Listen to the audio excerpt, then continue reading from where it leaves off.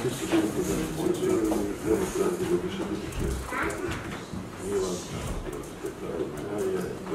od najboljih ljudi koje sam ja znao, zahvaljujući njemu sam ja ostao u slovenstvu.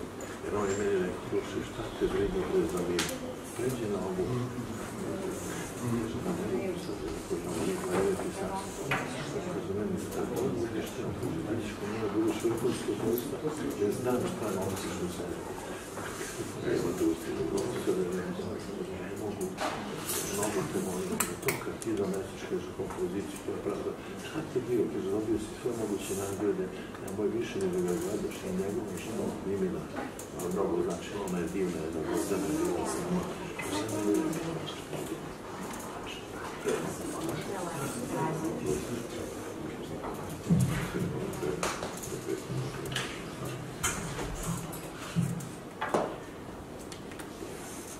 bio si samo glupa komunjara, ništa više. Naneo si mnogo zla svom narodu, a ko seje zlo, od goreg zla gine. Pogledaj, Azeme, kako završavaju izdajnici svoga naroda. Nisu dostojni ni na groblju da budu sahranjeni, nego ih zatrpavaju po nekim avlijama. Da si se okrenuo Bogu, bio bi doživotni predsjednik, ali komunizam je to. Pojede mozak i gotovo. Od čoveka ostane samo fukara. Ne uzbuđuj se, sa tim je završeno. Prošlost treba baciti, gledaj gde si danas, smirivao ga je Azem. Trebalo je ja da ti presudim, da oslobodim ovaj narod muka. Zajebo si me, gospodine predsjedniče, mislio si sa mnom ćeš lako. Da, mislio si. E pa malo si umislio da možeš sa mnom da se nosiš. Zato sada ideš u apartman, ali onaj 2 metra pod zemljom. Počeo je sve jače da kucka po fotografiji, zatim da gužva novine, nervozno i polako. A onda je mali promoćurni osmeh zaigrao na licu čoveka koga se Evropa bojala. Dao sam predsjedniku najbolji mogući savjet, gotovo bratski. Onoga trenutka kada je izgubio na izborima, trebalo je da doživi srčani udar. Onako kako je naš brat, ruski predsjednik, uradio. A onda penziju. Važno je da je državne pare iznao na sigurno, a narod vjere. Trebalo je da mu kupiš slušni aparat. Azem je pokušao da bude duhovit. Trebalo je i njega da rokne na vreme. Sada bih ja bio kapetan lađe, moj Azeme. Novine prepune fotografije gospodina predsjednika sa glavnim facama koje kreiraju svetsku politiku izgužvo je potpuno, od njih napravio loptu i poput košarkaša koji izvodi slobodno bacanje, bacio ih u obližnu kantu za smeće. Tigre, gospodin je dobio ono što je zaslužio. Odgovorio je dublji muški glas. Stari čovek sede kose, blago deformisanog, mršavog lica i izraženih priličnih kostiju, sedeo je za stolom. Na desnoj strani lica nalazio se vidljiv ožiljak koji se pružao od oka do brade. Leva strana bila je netaknuta, koža glatka sa malim, jedva primetnim borama. Levom rukom je držao šoljicu kapućina sa puno čokolade na vrhu. Na stolu ispred njega nalazio se tanjirić sa parčetom šampite. Ti si živ, to je jedino bitno, odgovorio je Azem, mlađi čovek koji je sedeo na drugoj stolici pijuckajući džus. Tigar je bio crnomanjast, kratke kose, crne, četvrtastog lica i jakih vilica. Nosio je crnu majicu i prsten sa ugraviranim tigrom na malom prstu leve ruke. Predsjednikova supruga se ponadala da će i ona i njen dragi biti večni vladari naše zemlje, baš kao što su to bili ono dvoje pre njih. Ovaj diktator i njegova konkubina više od 40 godina uživali su slamajući narodu kičmu. Ta pusta želja tog komunističkog kopileta je isuvala narodu provaliju, prekinuo ga je onaj dugi glas. Tigar je nastavio. Oni što svetom vladaju nisu im dozvolili da zajašu. Taj diktator pre njih je 1945. bio u stanju da se pobrine za 30.000 terorista, bilo da ih pobije ili iseli, ali 1988. predsjedniku nije bilo dozvoljeno da se odbrani od islamskih terorista na jugu zemlje. Taj posao jedino sam ja mogao da završim samo dosta godina pre. Međutim, nije bilo onih kojima je nacionalni interes bio svetinja. Samo bi meni, pošto drugi nisu imali muda da šalju separatiste u međuplanetarni prostor, taj posao predstavljao zadovoljstvo. Mamo im bre jebem, oteli su nam zemlju, oteo bi ja njima sve što imaju. U našoj velikoj državi gde je živelo mnogo naroda, svi su se borili za svoje, samo naši nisu gledali sebe. Komunistički sistem nam je uzeo dušu, a čovek bez duše je sluga đavola. Tigre, ostavi se više politike, dokazano je da je ona opasna po tvoj život. Hajde da odigramo nekoliko partija pokera, reče Azem, a potom ustade i stavi svoje tamne naočare za sunce. Prišao je Tigru kako bi mu pomogao da ustane. Doktore Azem, da li si ti to odlučio da opet izgubiš sve pare igrajući protiv mene? Znaš da nema milosti, sarkastično reče Tigar. Laganim korakom krenuli su iz ulicu prema dokovima. Tigar je bio odeden u sivo, sjajno odelo, ispod koga se nazirala mršava, ali snažna figura. Za pojasom mu se ocrtavao revolver, a on je hodao uzdignute glave, gledajući daleko gleda se. Dok je tako hodao, imao je figuru moćnog čoveka. Azem je išao ispred njega, par koraka ispred hodao je čovek iz Tigrovog obezbeđenja, obučen u odelo sa tamnim naočarima i minđušom na obetu. On je u stvari uvek bio tu, čak i kada ga niko nije vidio. On je bio taj koji u svakom trenutku sprema na sve. Njemu je Tigrov život bio ispred njegovog. Bio je Tigrova senka i Tigrov dah. Tako su ga izvali. Senka. Napredovali su atinskim dokovima. U luci ih je čekala velika bela jahta sa crnim šarama koje su je zranjale iz vode, čineći da sve podsjeće na tu moćnu životinju. Ime jahte bilo je Tigar. Jarbol su skrasile grčka i američka zastava. Dok su ulazili, iza njih je ostala slika obale, vedrog neba i užurbanog života. Pod palubom su zakoračali u veliku kabinu. Unutra se mogla primetiti bela kožna sofa i veliki televizor. Na zidovima kabine slike nekadašnjih diktatora, gospodina predsjednika, i portreti nekoliko nacionalnih heroja iz davne i skorije prošlosti. Stočić od mahagonije koji se nalazi u sredini bio je pun voća i sladoleda. Pored voća stala je čaša puna mleka. Tigar se uvalio u veliku udobnu sofu, uzeo novine koje su ga već čekale na stočiću i položio ih na krilo. Opet ova bitanga. Nije mi se dalo da osjeti kako sam nežan u baraču. Odreagovao je videši opet predsjednika na naslovnoj strani. Ponovo je zgužvao novine i uputio ih u korpu za smeće poput košarkaša. Danas je očigledno tvoj dan za basket. Nasmeši se čovek sa dubokim glasom. Sve što je loše mora da završi u smeću. Uzvrati Tigar. Nego da ne prenaglim danas sa sportom, vidi Azeme da li je ona stigla. Jedan od momaka iz obezbeđenja samo je pogledao Azemu u oči i potvrdno klimnuo glavu. Jeste. Rekla je da neće stići do ručka, odgovori Azem. Tigar postavi dlan svoje desne ruke sa krgavim prstom na čelo.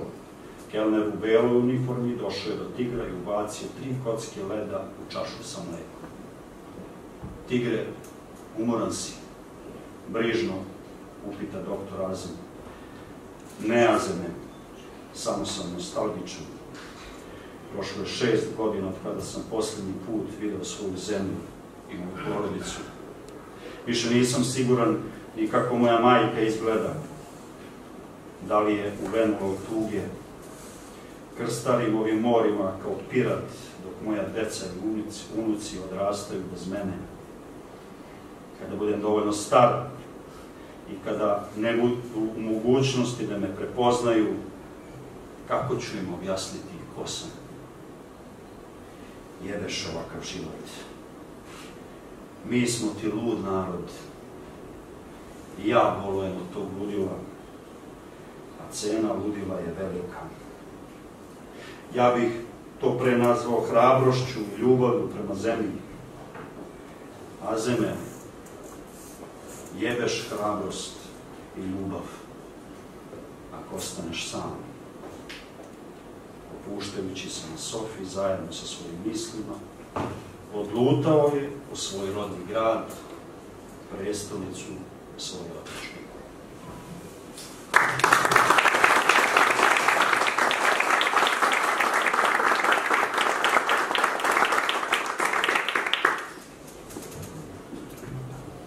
Zahvaljujem se glumcu Ivanu Vučkoviću što će nam tokom promocije čitati odmah iz knjige. Dobar dan, dobrodošli u Medija centar na promociju knjige Tigar skok autora Vladimira Đorđevića.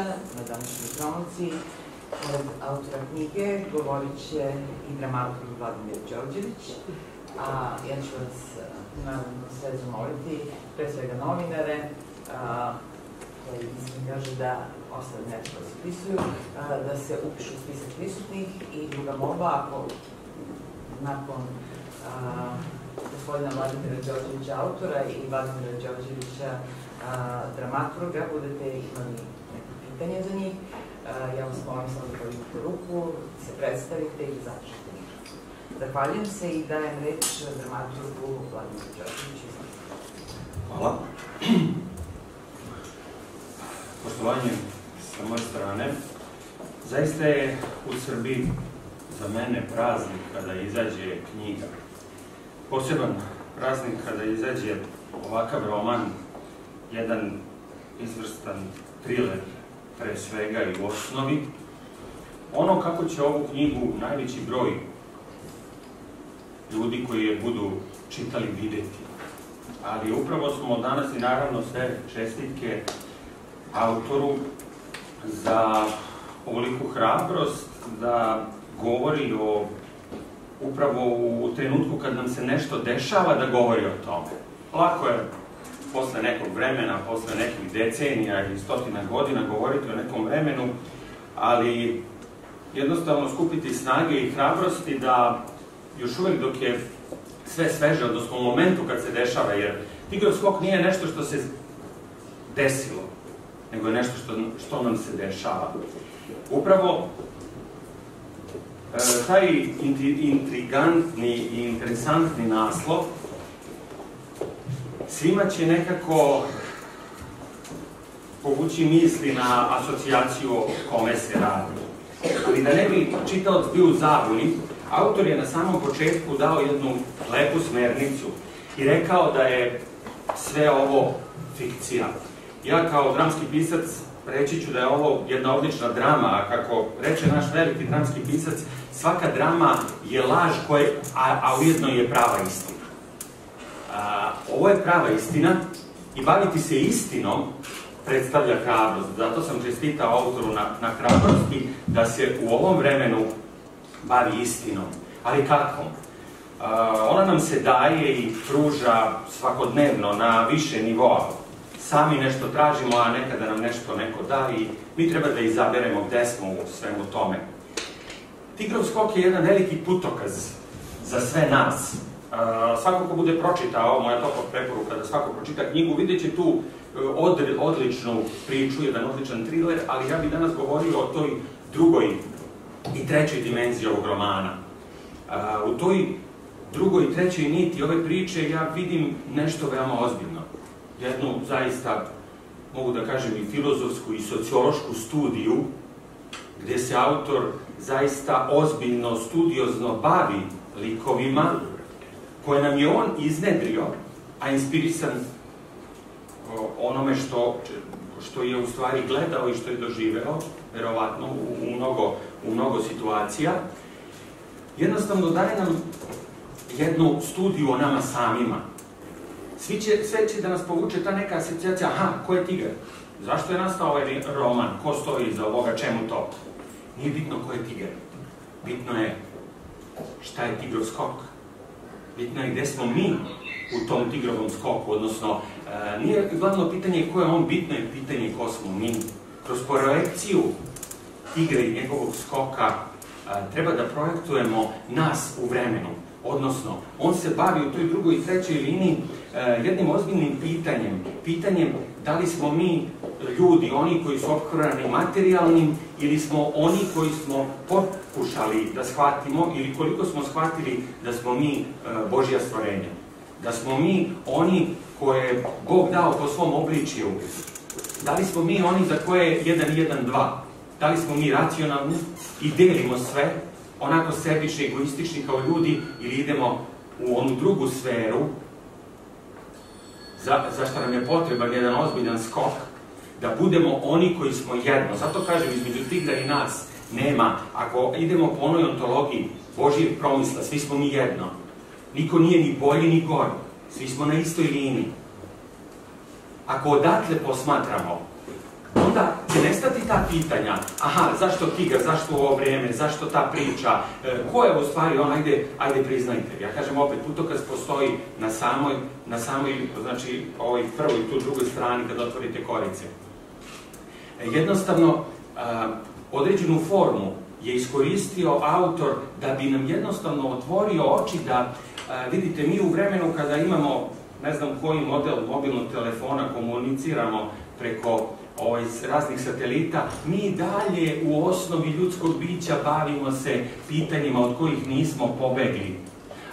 On ovde rašlanjava to pitanje pojedinca i države, čoveka koji je u jednom momentu bio jači od same države. Gde smo tu mi, gde je tu on? Ako kažem, gledamo sa onog Božijeg promisla, mi smo svi jedno. I onda smo svi to.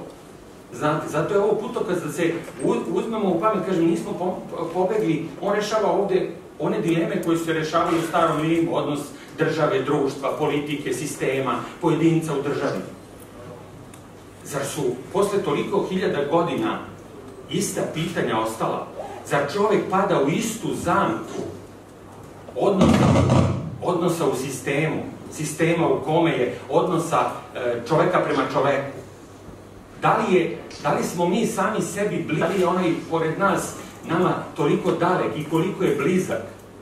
Pazite, kroz ovu priču, u stvari, autor želi u jednom tom finom sloju da nas otrezni. Da se otrgnemo onoga što nam je oduzimalo toliko energije, a nije davalo rezultata, nego je same nas ubijalo. Taj naš egoizam, ta naša gordost, likovi koji jednostavno izbacuju u prvi plan ono što je osnovni čovekov greh, što je pohlepa, što je, znate, ubiti onog ko je bolji, ubiti nekog zato što ga mrzimo. Znači, bavi se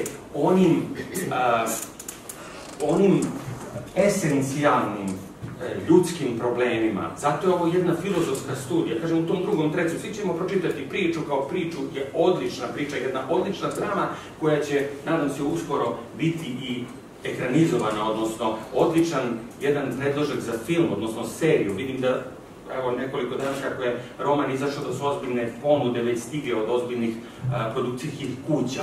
To je odlična drama, ali ja, kažem, želim da pričam o onoj vrednosti koju sam video ispod svega, koju sam video u dubini ove priče.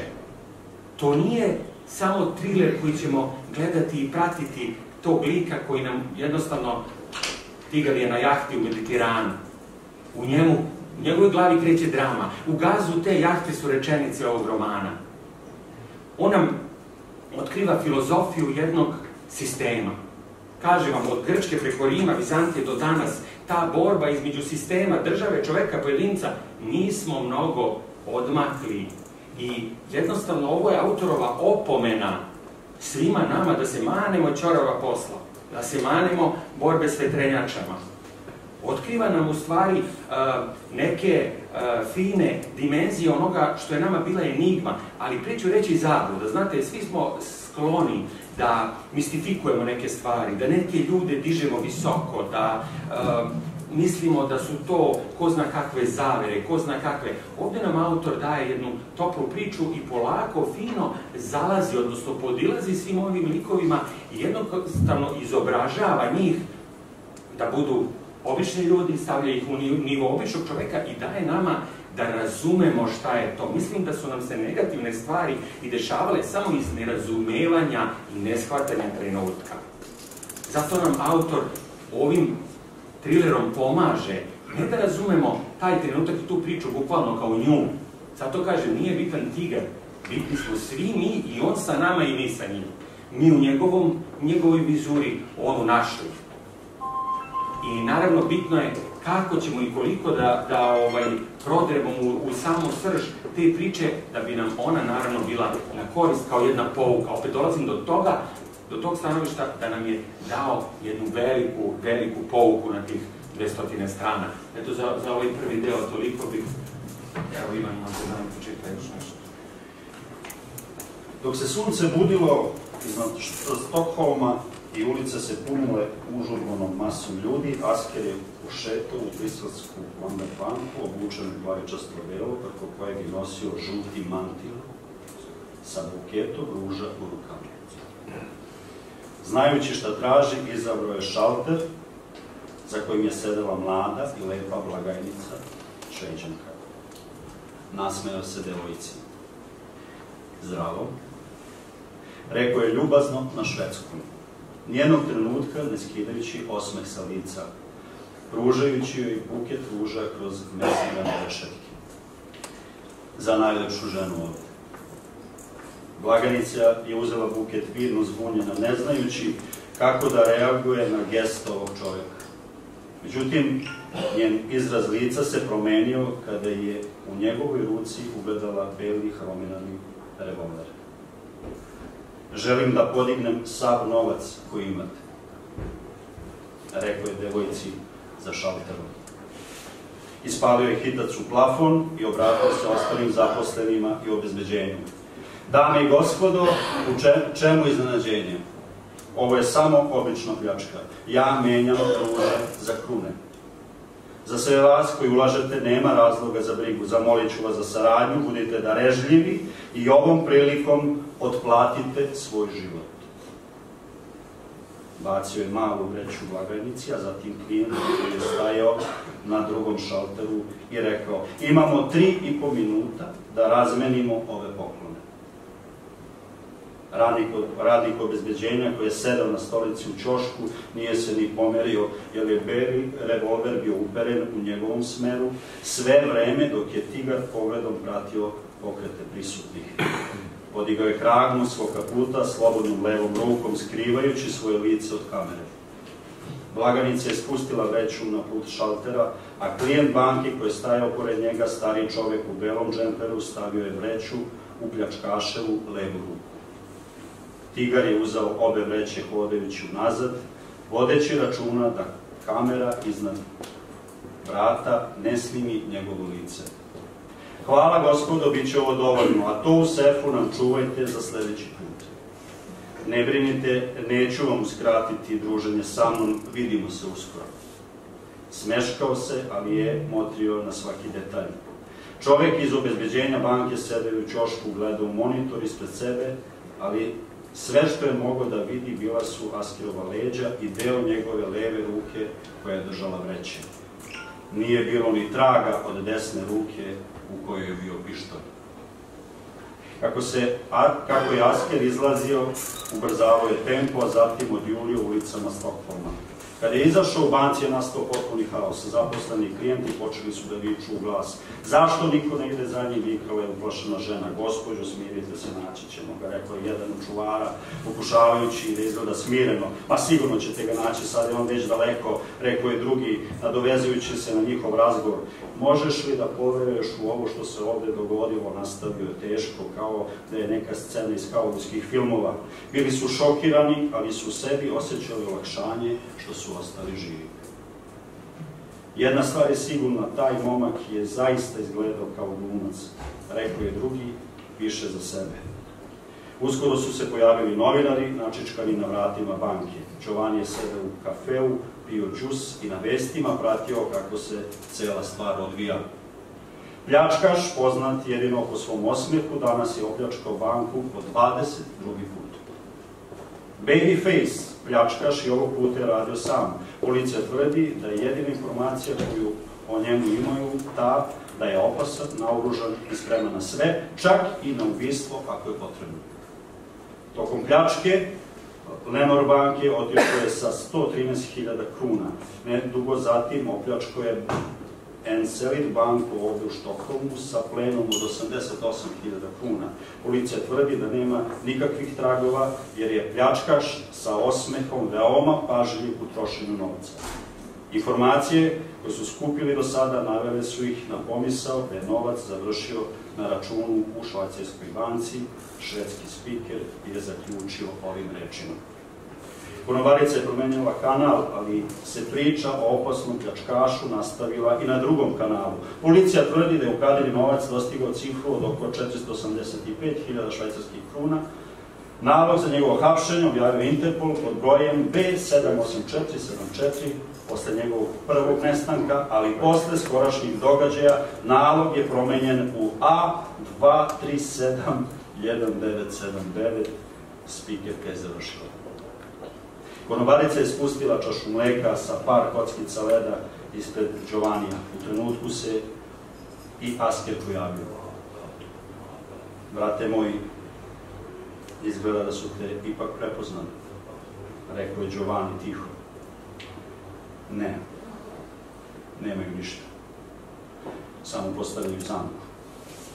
Proveravaju da li će me neko otkriti, rekao je samo uverovan tigar. A taj koji bi me otkrio, bolje bi mu bilo da se nije ni rađao, kakve bih mu muke priredio. Zbog toga me verovatno i ne otkrio. Kiselo se smeškao tigar. Skinuo je svoj dugački kožni kaput, ispod koga je nosio crnu košulju i crne pantalone, pokazujući svoju elegantnu i snažnu figuru. Mlada konobarica stajala iza šanka i zadivljeno gledala u tigra. Nosila je belu majicu sa natpisom opera, koja je tek malo otkrivala njene grudi. Nagla se preko bara i upitala ga: kada ću te ponovo videti, tigre? Sutra, ljubavi. Uzvratio je ljubazno, ali hladno.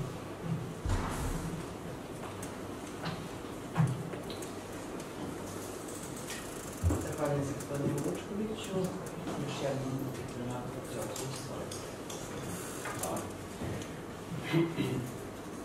ono što često zaboravimo kada se bavimo nekom temom, nekom knjigom, nekim materijalom koji nam je dat, jeste pravilno tumačenje. Pitanje je koliko smo svesni i spremni i sposobni da nešto pravilno protumačimo. I knjigu na knjigama, Sveto pismo, Bibliju koja nam je data, pa često pogrešno protumačimo i razne religije vekovima vode borbu sa tim da to pravilno daju ljudima i pruže. Ovde nam je autor dao opet jednu veliku zagonetku što se tiče samog tumačenja, opet kažem, u više slojeva ide priča, bez obzira na tu prvu liniju koju ćemo na prvu loptu svi videti. Glavni lik, Asker, čovjek koji je jednostavno u kome se akumulirala moć, a opet na kraju pokazao da je samo jedna ljudska duša sa svim onim porivima koji su u svakome od nas. Opet idem na onu liniju i kružni tok i vraćanje na to. Ali i veoma pametno, kulturno, inteligentno data od strane autora i mislim da nam je mnogo tema otvorio, da čovjek jednostavno kroz ovu knjigu može polako da počne da preispituje sebe. Vidimo ovo kao jedan psihološki vodič za ono ko sam ja, čemu težim, šta radim drugima, šta sebi, koliko pomažem sebi, koliko drugima. Opet sve vraćam na jedan lični nivo. Bez obzira, kažem, što je priča potpuno jasna, definisana, veoma jako dramaturški dobro odrađena. Postoji jedna linija koja vodi tu urnebesnu priču jednog junaka koji razoružava ružama, koji pljačka ne pištoljem nego ružama, a koji opet posle toliko lomova i uspeha, i padova, i dizanja, opet je jedna ljudska duša na toj jahti u Mediteranu, van svega, van svih. I opet se vraćamo na ono suštinsko pitanje bitisanja čoveka, ali čoveka kao duhovnog bića, koje je tako dato. Verujte mi da treba to posmatrati i tumačiti upravo taj tigrov skok kroz tu dubinu, da vidimo znači koliko je u stvari to bio skok svih nas, a koliko nije. Ja kažem, šta je najvažnije? Najvažnije je da posle tigrovog skoka da se zapitamo da li ostaje tigrova rika ili tigrov krik. Tu je poenta i tu je razlika. Ali kroz jednostavno ovde je jedna onako kolekcija likova, baš dobro, jasno datih, i zbog čega su oni interesanti, da budete čitali, zbog čega će vas držati priča, zato što je sve po meri čoveka. Zašto su ruski pisci onako jaki, zašto su ruske drame tako jasne? Zato što je tu sve po meri čoveka. Tu vidim onako jednu književnu vrednost, onako dobro ovog dela i Stamenu, jer je ta galerija upravo data da vidimo jednog čoveka sa svim tim njegovim stvarnim ili umišljenim moćima, sa svim tim njegovim željama i htenjima da uradi to što je uradio ili ne uradi. Koliko je to njegovo, a koliko naše. Koliko mu je to neko dozvolio, a koliko je zaista bila sve to njegova želja i koliko jedan čovek u jednom sistemu može da izađe iz tih granica, da li on može da stvori te druge granice ili će te granice ipak na kraju da pojedu njega. To su sve pitanja koje nam otvara ova knjiga. Zato kažem, u jednom drugom, trećem sloju vidimo mnogo pitanja, zato treba čitati ono poglavlje po poglavlje, pa stati, pa razmisliti i videti, u stvari protumačiti.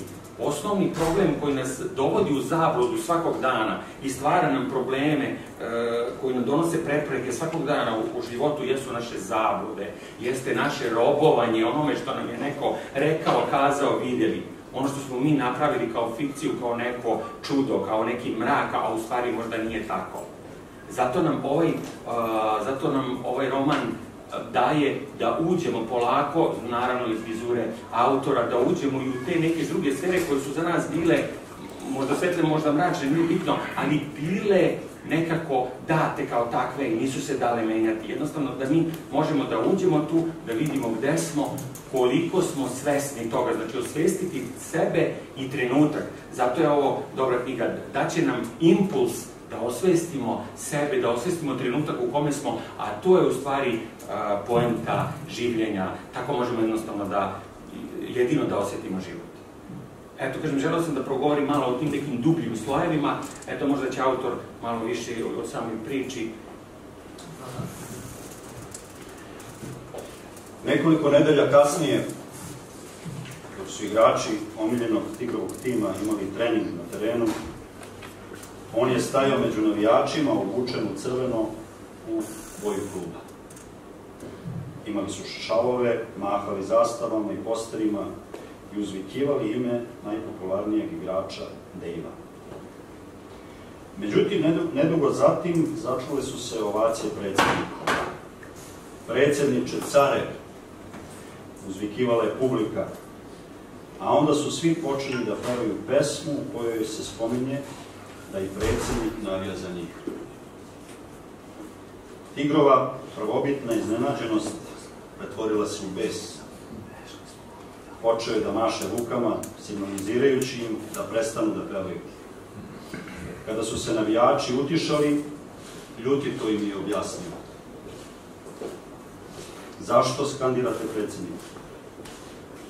Šta dobijate mešanjem politike i fudbala? Pogledajte me. Nisam zainteresovan za vladu.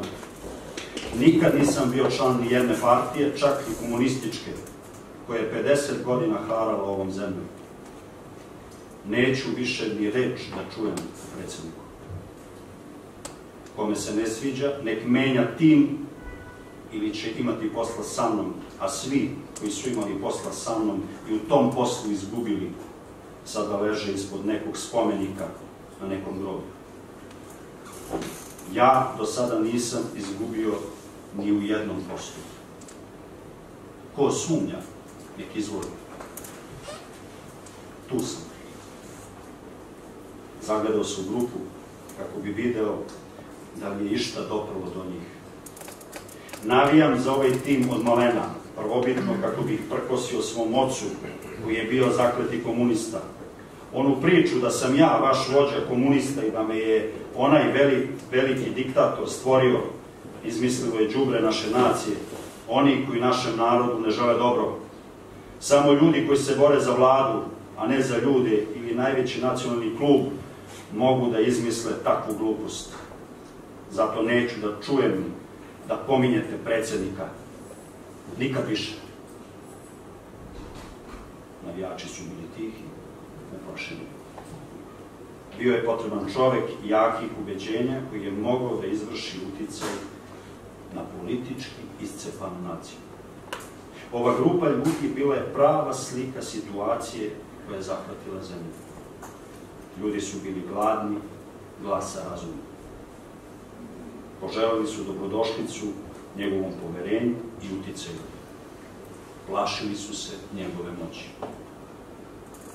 Preplavljeni utiscima počeli su da navijaju. Orilo se sa tribina. Tigre, brate, tigrovice, brate. Zadovoljan njihovom reakcijom, pridružio se igračima koji su se odmarali na terenu. Osjećao se zadovoljno, kao da je upravo prešao nevidljivi prag na putu do svog cilja.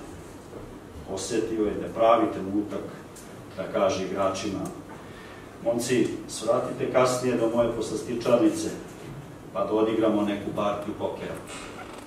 Zatim je u stilu gazde, koji je dobro obavio posao, napustio stadion. Hvala gospodinu Vučkoviću. Sada bih pozvala autora knjige gospodina Vladimira Đorđevića. Zahvaljujem. Prvo želim da vas sve pozdravim i da se zahvalim na dolasku. Kao i svom timu koji je danonoćno učestvovao u radu ove knjige, rekao bih, koja je nastala prvenstveno kao scenarij. Meni je ideja bila da se napravi ekranizacija projekta na kom sam radio, ali kako to obično biva svuda u svetu, a mi smo svet, da knjiga je prethodnica ekranizacije filma i po nekim poslednjim procenama serijala. Izdao sam knjigu da upozna ljude sa vremenom u kome je neka moja generacija živela, kroz šta je prošla i kroz neke likove koji su opisani u knjizi da nikada ne zaborave ono čega bi trebali da se sećamo i da prenosimo na buduće generacije, jer ako nam se, što kažu, istorija vraća i ponavlja, sve će nas, nažalost, na kraju biti manje što se kaže, dok ne nestanemo, da ne bi se desila ona scena iz filma po jednu šljivu. Ovo je nešto što može da bude, da kažemo, opomena koja ne treba da se ponovi ili vrati.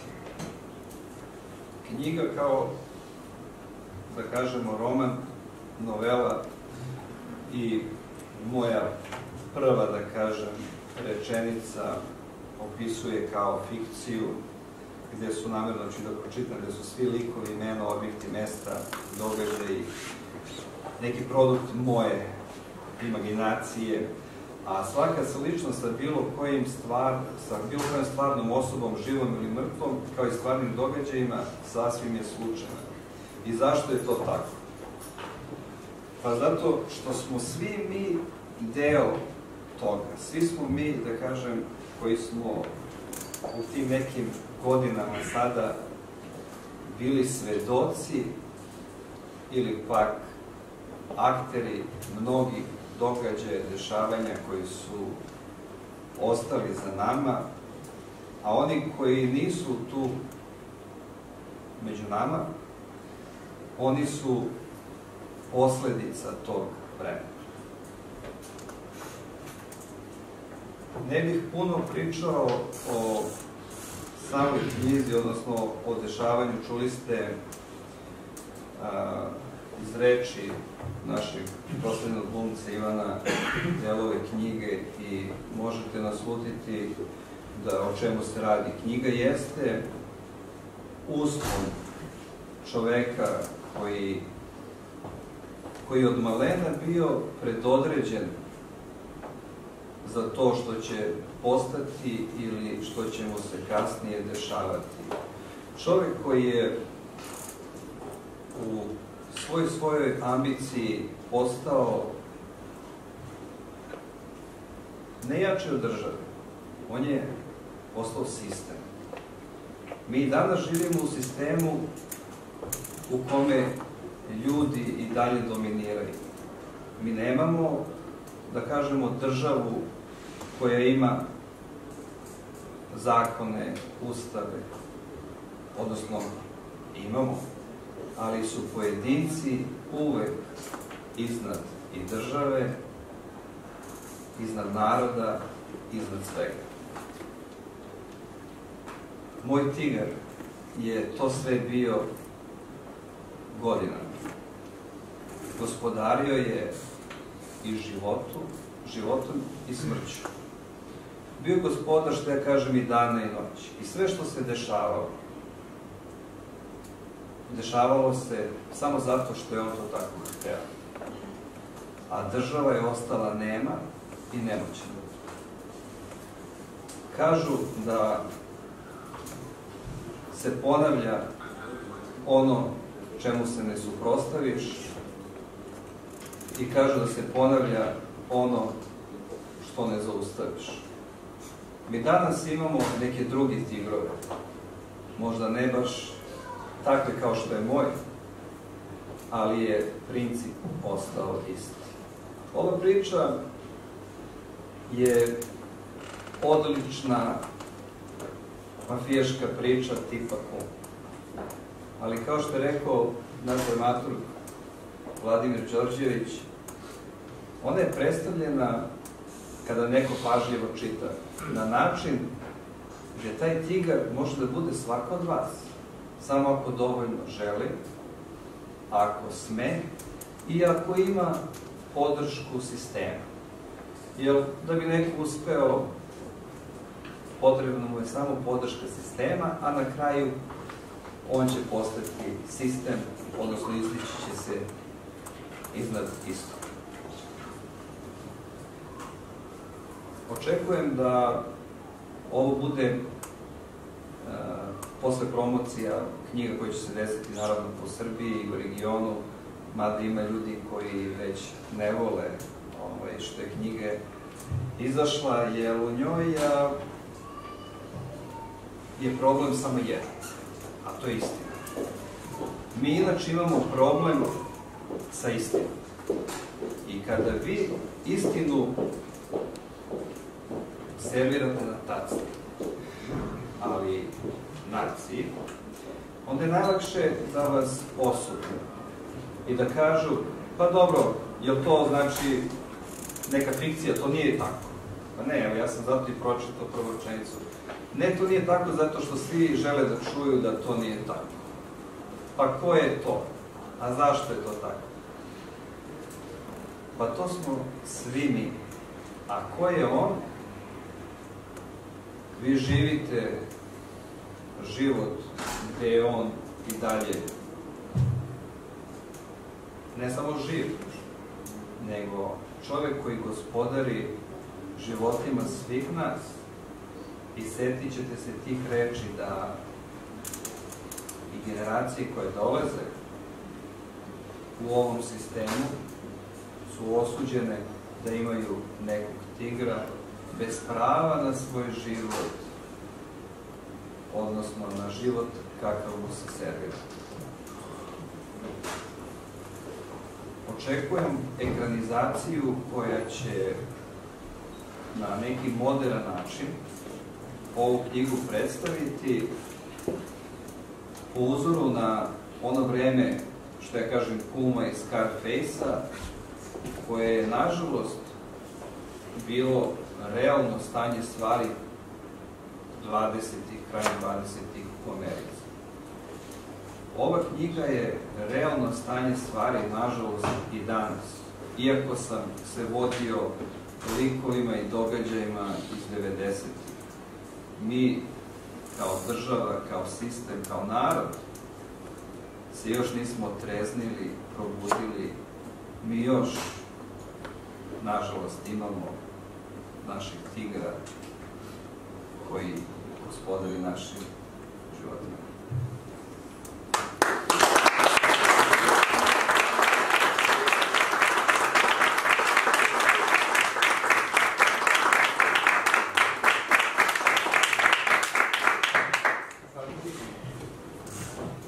Tigar je pažljivo gledao svog mladog doktora Azema, shvatajući da je ovaj pun pitanja, ali suviše uplašen da bi ih postavio. Hoćeš nešto drugo da me pitaš? Nekako neodlučno Azem je upitao: da li si naređenja dobio direktno od predsjednika? Predsjednik nije bio moj zapovednik. On me je samo jednom zamolio za uslugu. Kakvu uslugu? Ako mogu da znam. Krvavu, dete. Krvavu. Ja sam ga nadmudrio i nisam uprljao svoje ruke. Misliš li da je mene mogao iko prevesti žedna preko vode? Ja sam tog predsjednika više puta dovodio do izvora, ali mu nikad nisam dao da pije vodu. Glasio je Tigar. Doktor je i dalje bio znatiželjan. Kako je krvavog dana, 8. marta 1991. godine, najpopularniji lider opozicije napunio ulice milionima ljudi. Sa terase Narodnog muzeja na centralnom gradskom trgu pozivao je na suočavanje. Tajna policija je proračunala situaciju i predvidjela da će biti žrtava. Obavestili su predsjednika. On je samo kratko rekao direktoru tajne policije: pustite Tigra da se pobrine za to. On je naša mašina za prljave stvari. Znao sam da je tajna policija bila pripremljena da se pobrine za stampedo protestanata ako bude bilo potrebe. Planirali su da bace par bombi za tu ogromnu masu ljudi. Pored toga, postojala je opasnost da opozicioni lider pozove ljude da dignu oružje protiv vlade. On je bio moja meta. Tigar je mogao da se seti svih detalja koji su se odvijali tog 8. marta 1991. godine. Meta je zajedno sa liderima ostalih opozicionih stranaka stajala na terasi Narodnog muzeja. Ulice prestonice bile su pune demonstranata. Tigar je sa jednim vojnikom sedao u mračnoj kafani preko puta muzeja. Vojnik, obučen u radnu uniformu, držao je snajper na stolu. Bio je uperen u metu, spreman da opali ako mu se to naredi. Obojica su imali slušalice. U prostoriji se nalazio televizor na kome je išao prenos demonstracije uživo. Čuo se glas onoga koji je bio na nišanu i koji je pozivao na borbu protiv vlasti. Na slušalicama se začuo glas. Gospodine, šta ste odlučili? Suviše je rano za odluku. Tigar je mirno uzvratio. Odmah je pogledao kroz svoj dvogled prema demonstrantima. Bio je staložen, uprkos potencijalnoj katastrofi koja se napolju spremala. Ne skidajući pogled sa mete, pitao je snajperistu: da li si na meti? Nisam na meti, zalepljen sam za nju. Snajperista je odgovorio, osjećajući se samouvereno, baš kao i čovek koji je sedao pored njega. U tom trenutku protestanti su srušili policijsku barijeru, policijska vozila su ih pratila, lider je počeo uzbuđeno da skakuće, oduševljen trenutnom situacijom. Obojica su bili spremni da reaguju odmah. Glas preko slušalice je naredio: gospodine, šef želi da obavite posao. Smirenim glasom Tigar je odgovorio: ne želim da skine metu. On samo laje, ali ne ujeda. Može se iskoristiti da i u buduće laje, ali u našu korist. Tigar je isključio radio i rukom signalizirao snajperisti da se povuče i spakuje pušku. Tigar je završio podsjećanje, pogledao je Azema koji se potpuno uživao u priču. Vidiš, Azeme, znao sam da ništa neće izaći od tih demonstracija. Lider kome sam poštedao život se uplašio sopstvene pobede i već sledećeg dana je otišao kod predsjednika i predao se. Tako sam spasao obojicu, bez da sam i prstom mrnuo. Trebalo je da me prozovu mirotvorac. Završio priču sa osnovom.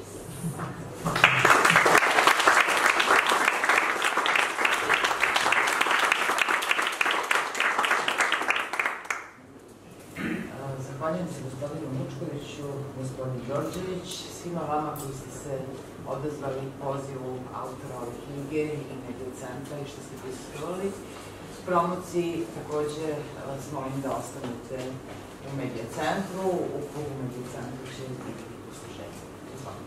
Hvala vam.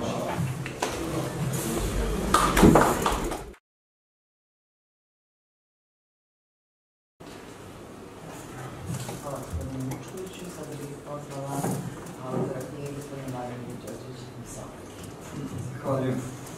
Prvo želim da vas sve pozdravim i da se zahvalim na dolasku. Kao i svom timu koji je danonoćno učestvovao u radu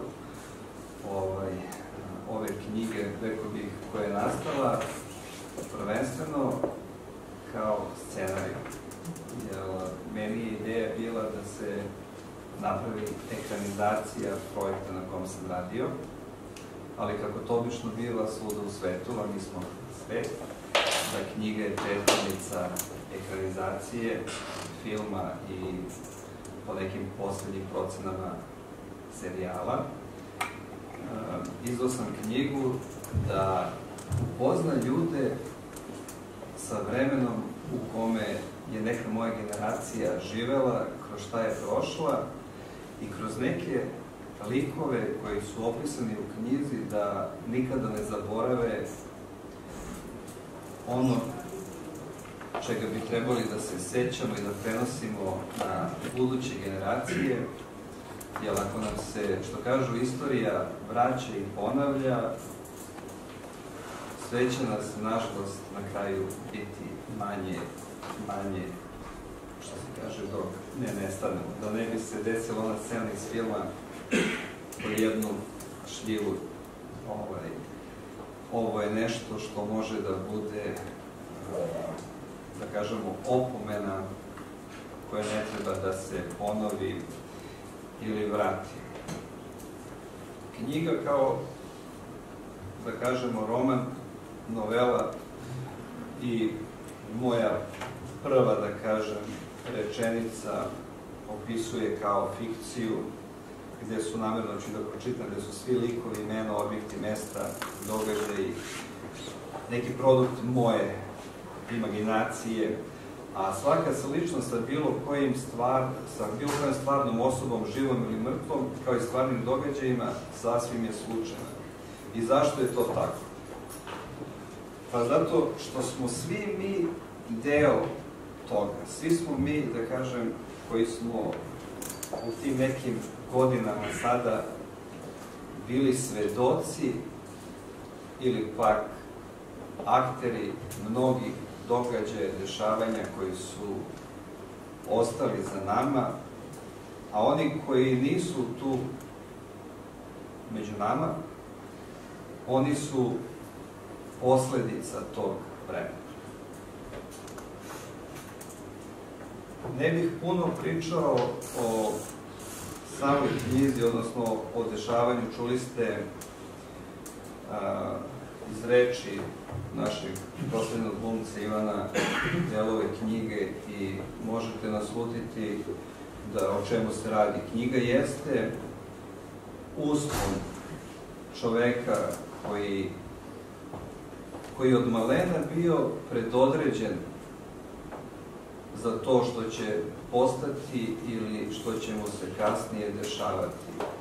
Čovek koji je u svojoj ambiciji postao ne jači od države, on je postao sistem. Mi danas živimo u sistemu u kome ljudi i dalje dominiraju. Mi nemamo, da kažemo, državu koja ima zakone, ustave, odnosno imamo, ali su pojedinci uvek iznad i države, iznad naroda, iznad svega. Moj tigar je to sve bio godinama. Gospodario je i životom i smrću. Bio gospodar, što ja kažem, i dana i noći. I sve što se dešavalo se samo zato što je on to tako hteo. A država je ostala nema i nemoćna. Kažu da se ponavlja ono čemu se ne suprotstaviš i kažu da se ponavlja ono što ne zaustaviš. Mi danas imamo neke druge tigrove, možda ne baš takve kao što je moj, ali je princip ostao isti. Ova priča je odlična mafijaška priča tipa Kum.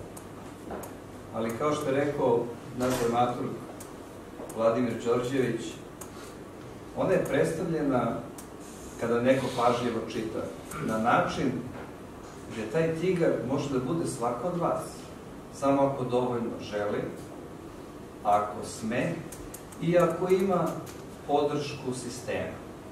Jer da bi neko uspeo, potrebno mu je samo podrška sistema, a na kraju on će postati sistem, odnosno izdići će se iznad istog. Očekujem da ovo bude posle promocija knjiga koja će se desiti naravno po Srbiji i u regionu, mada ima ljudi koji već ne vole što je knjiga izašla, jer u njoj je problem samo jedan, a to je istina. Mi inače imamo problem sa istinom. I kada vi istinu servirate na taci, ali naciji, onda je najlakše da vas osude i da kažu, pa dobro, jel to znači neka fikcija, to nije tako. Pa ne, evo ja sam zato i pročitao prvu rečenicu. Ne, to nije tako zato što svi žele da čuju da to nije tako. Pa ko je to? A zašto je to tako? Pa to smo svi mi. A ko je on? Vi živite život gde je on i dalje ne samo živ, nego čovek koji gospodari životima svih nas. I setit ćete se tih reči da i generacije koje dolaze u ovom sistemu su osuđene da imaju nekog tigra bez prava na svoj život, odnosno na život kakav mu se servira. Očekujem ekranizaciju koja će na neki moderan način ovu knjigu predstaviti po uzoru na ono vreme, što ja kažem, Kuma i Scarface-a, koje je, nažalost, bilo realno stanje stvari 20-ih, krajem 20-ih u Americi. Ova knjiga je realno stanje stvari, nažalost, i danas. Iako sam se vodio likovima i događajima iz 90-ih. Mi, kao država, kao sistem, kao narod, se još nismo otreznili, probudili. Mi još, nažalost, imamo našeg tigra koji gospodari našim životima.